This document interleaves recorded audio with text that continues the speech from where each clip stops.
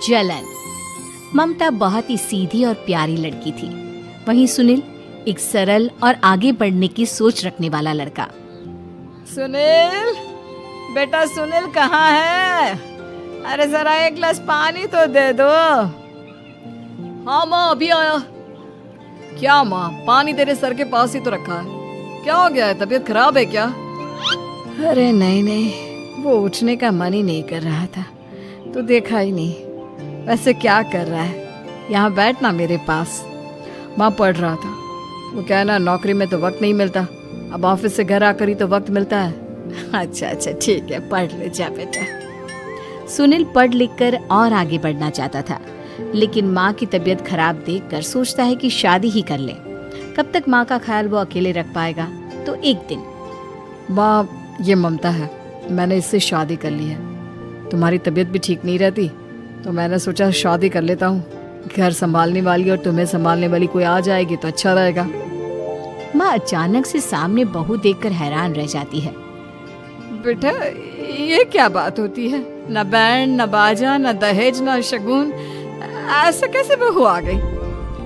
माँ तू तो जानती है मैं नौकरी के साथ पढ़ाई कर रहा हूँ, तो कहाँ से इतना पैसा बचा पाता कि धूमधाम से शादी करता। वैसे भी माँ, लोग तो आकर खाकर निकल जाएंगे, इसलिए बस वैसे ही। माँ जी, मैं आपका ख्याल रखूंगी। वैसे भी ये आगे की पढ़ाई कर रहे हैं, अच्छा कुछ कर गए तो सबके दिन फिर से अच्छे आ जाएंगे।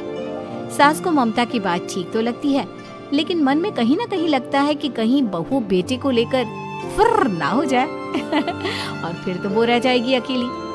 बेटा देख, मेरा जो कुछ भी है वो सुनील ही है, और सुनील का भी अब इस दुनिया में मैं ही हूँ और कोई नहीं।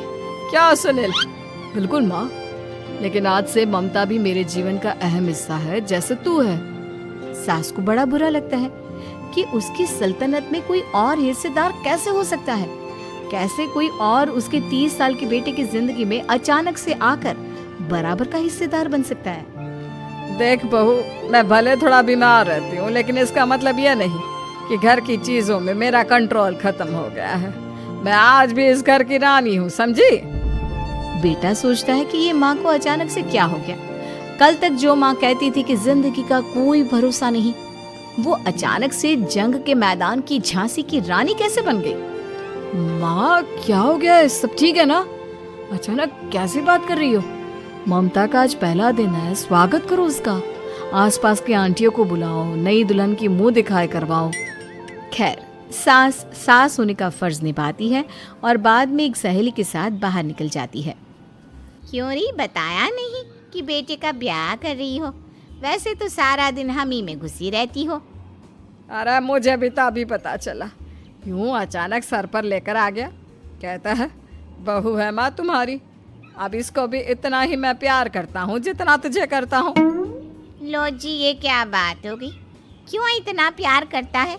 अरे माँ का प्यार तो ज्यादा होता है। अब उसको तो कोई दूसरा पति मिल सकता है, लेकिन तुम ही बताओ, क्या माँ की ममता किसी और की हो सकती है? ना जी ना, बेटे को समझाओ ये बात। अरे क्या समझाऊं, मुझे तो खुद ही समझ में नहीं आ रहा कि क्या हो रहा है। जो बेटा कल तक माँ माँ करता था, अचानक से बीवी बीवी का राग आलाप रहा है। देखा, उसकी बीवी ना सुंदर और जवान है। सुंदरता के आगे तो एक से एक नहीं टिके, तो तेरा बेटा किस खेत की मूली है? सास को भी समझ में आ जाता है कि बहू की सुंदरता के आगे माँ का प्यार किसी काम का नहीं। उधर बीवी, ए जी, अम्मा जी सहेलियों को छोड़ने गई थी, अभी तक आई नहीं, हम देख आए क्या? अरे रहने दो ना, आ जाएंगी। कहाँ जाएगी, उनकी आदत है, एक बार जाती है तो पूरी पंचायत खत्म करके ही आती है। अच्छा ही है, खाना वाना खा कर गई होगी। छोड़ो ना, घूमेगी तो खाना पचेगा नहीं तो ऐसे ही खाट पकड़ लेगी। बहू भी शांत हो जाती है। उधर सास सोचती है कि आज थोड़ा देर से ही घर जाती हूँ, जब बेटा परेशान होकर ढूंढेगा तब मजा आएगा। बीवी को खुद ही पता चल जाएगा कि माँ के आगे उसकी दाल नहीं गलेगी। लेकिन वहीं दूसरी ओर घर पर, ए जी, माँ जी अभी भी नहीं आई, हमको तो घबराहट हो रही है कि क्या करें, जाकर पता करें किसी के घर। अच्छा, कहाँ जाओगी ये भी बता दो। पहला दिन है तुम्हारा इस घर में और एक ही दिन में मोहल्ला छानोगी क्या? हाँ, तो आप भी तो नहीं जा रहे हैं ना, हमको फिक्र हो रही है। अरे यार, ये रोज का है अम्मा का, खाओ और सो जाओ। बस फिर क्या था। बेटा बहू खाना खाते हैं और कमरे में सोने चले जाते हैं। उधर जब सास को कोई देखने नहीं आता तो वो हार कर घर आ जाती है, जहाँ वो देखती है कि सारे घर की लाइट्स बंद है। सास को गुस्सा आता है। बहू, ममता बहू कहाँ हो? लेकिन सारे दिन की थकी बहू को ऐसी नींद आती है जैसे किसी ने भांग की गोली खिला दी हो। वो तो नहीं उठती। उठकर आ जाता है बेटा। अरे क्या बात है अम्मा, काहे चिल्ला रही हो? अरे सो जाओ ना, सुबह की थकी है बहू, वो सो रही है। जोर से बोलोगी तो नींद खुल जाएगी उसकी। माँ को गुस्सा आ जाता है। फिलहाल तो सो जाती है, लेकिन मन ही मन ढेर सारा जहर बहू के लिए भरा होता है। सुबह बहू चाय बना रही होती है कि सास धीरे से गैस तेज कर देती है, जिससे चाय का बर्तन जल जाता है। और जैसे ही बहू चाय का बर्तन उठाती है उसका हाथ जल जाता है। मेरा हाथ जल गया। वो जोर जोर से चिल्लाकर इधर उधर भागती है कि सास थोड़ी देर में उसके हाथ में पानी डाल देती है। हाय रे बहू, क्या कर रही हो? पहली बार रसोई छुई हो क्या? सासू माँ गलती से गैस तेज रह गई थी और बर्तन जल गया, जिससे मेरा हाथ जल गया। हाय रे, कितना गंदा दाग। छी छी छी छी, मुझे तो उल्टी आ रही है तेरा गला हुआ मांस देखकर। तू ना मुझे अभी साथ से खाना मत लगाना। बहू भी खुद का हाथ देखती है तो उसे भी रोना आ जाता है।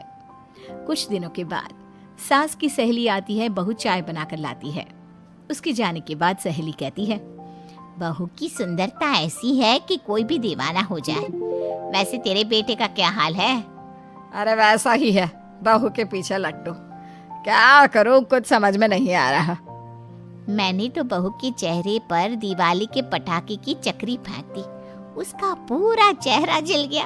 अब देखो ना रही सुंदरता, और ना ही अब मेरा बेटा उसे पूछता है।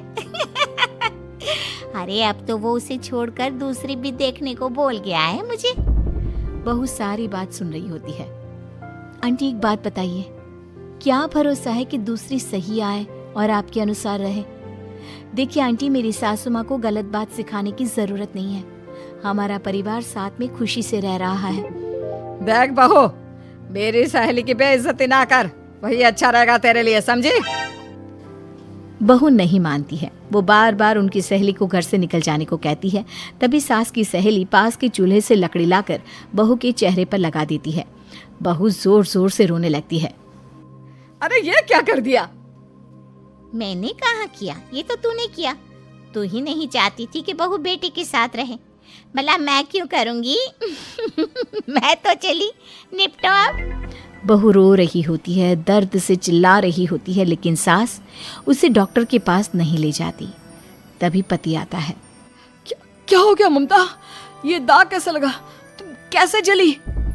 ममता कुछ नहीं कहती, बस दर्द से करा रही होती है। पति माँ की तरफ देखता है। हो ना हो माँ, ये पक्का आपका काम है।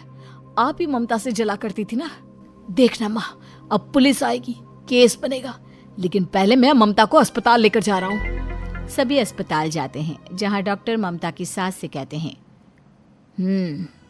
आपने तो नहीं जलाया ना बहू को? अब ममता की सास के तो पसीने छूट रहे होते हैं। वो घबरा कर कहती है, ना ना डॉक्टर साहब, कैसी बात करते हैं? हम क्या जलाएंगे अपनी बहू को? डॉक्टर ममता के पति से पूछते हैं। देखिए, क्योंकि ये ससुराल में जली है तो मामला पुलिस का बनता है, तो आप पहले पुलिस को बुलाइए, तभी इलाज पूरा होगा।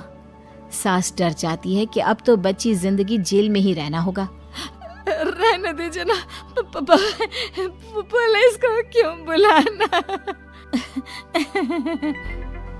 सारी हंसी खत्म हो जाएगी जब पुलिस के डंडे पड़ेंगे। बहू को जलाना भले ही बहुत आसान हो, लेकिन उसके बाद सारी जिंदगी जेल की हवा खाना। सास डर जाती है। पुलिस आती है। पास लेटी दर्द से करा रही ममता स्टेटमेंट देती है। तो क्या हुआ था? कैसे जली आप? ममता पास खड़ी सास को देखती है। बेटी बताओ, कैसे जल गई तुम? ओए, काका का किरण वाली शाहरुख, चुप, बिल्कुल चुप। सास चुप। सभी इंतजार करते हैं कि ममता क्या बोलेगी। जी मैं खाना बना रही थी, लकड़ी उड़कर मेरे ऊपर गिर गई और मैं जल गई। सास बहू की बात सुनकर रोने लगती है। देखा माँ, कितनी समझदार है ममता। ये चाहती तो, हाँ बेटा, ये चाहती तो मैं आज जेल में होती। मुझे माफ कर दे, मैं आगे से अभी कभी ऐसा नहीं करूंगी। बहू के साथ मिलकर रहूंगी।